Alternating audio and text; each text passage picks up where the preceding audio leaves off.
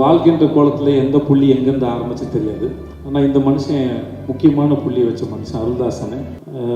50 படங்கிறது தெரியல. என் லைஃப்பில் நான் வந்து கொஞ்சம் கூட கற்பனவே பண்ணி பார்க்காது.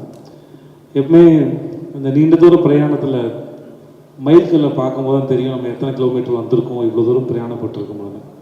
ஸோ இந்த மாதிரி வர நம்பர்ஸ்லாம் வந்து ஒரு மைல்கல்லை போன்றது. இவ்வளோ தூரம் பிரயாணப்பட்டிருக்கோன்னு சொல்லும்போது அவ்வளோ தூரம் அனுபவப்பட்டிருக்கோன்னு இருக்குது. அனுபவம் நிச்சயமாக வந்து ஒரு பொறுமையும் ஞானத்தையும் கொடுக்கும் நம்புகிறேன். அதை வச்சுட்டு தான் நான் முன்னாடி போகிறேன். எனக்கு நல்ல அனுபவங்களை கொடுத்த ரசிகர்களுக்கும் இயக்குநர்களுக்கும் சினிமாவில் இருக்க அத்தனை டெக்னீஷியன்ஸ் சக நடிகர்களுக்கும் ப்ரெஸ் பீப்புள் அத்தனை பேருக்கும் ரொம்ப ரொம்ப நன்றி. தயாரிப்பாளர்கள் எல்லாருக்கும் ரொம்ப நன்றி. Thank you so much, thank you so much, thank you so much. நன்றி. கைத்தட்டு தான் முழுசாக கற்றுருங்க, இல்லை தட்டாதீங்க. Thank you so much. நான் எங்கேருந்து தான் தொடங்குதுன்னு தெரியல. என் வாழ்கின்ற கோலத்தில் எந்த புள்ளி எங்கேருந்து ஆரம்பிச்சு தெரியாது.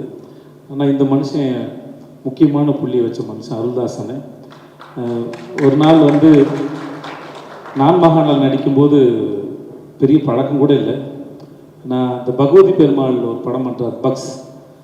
அப்போது அண்ணன் முகத்தை பார்த்து ரொம்ப அழகான தமிழ் முகம், நம்ம ஊர் கலரு. அவர் படத்துக்கு ஒரு முகம் தேவைப்பட்டது.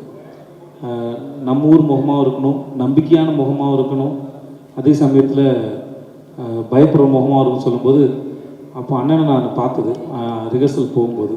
அப்போ எனக்கு ஒரு முகம் ஞாபகத்துக்கு வந்தது. நான் சொன்னேன் இந்த மாதிரி ஒருத்தர் பார்த்தேன் அப்படின்னு.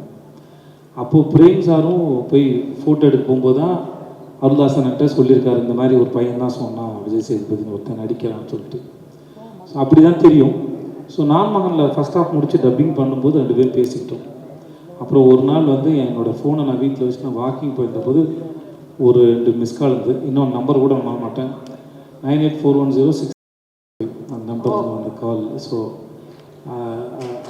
அப்போது 2 கால் இருந்தது. நான் ஃபோன் பண்ணி கேட்டு என்னென்னு கேட்டேன். என் ஃப்ரெண்டு சீனு ராமசாமி படம் பண்ணுறாரு, உன்னை சொல்லியிருக்கேன், உன்னை பார்க்கும்போது கேரக்டர் ஆர்ட்டுன்னு சொல்கிறதுக்கு வாய்ப்பு இருக்குது, எல்லாத்துக்கும் சரின்னு சொல்லு.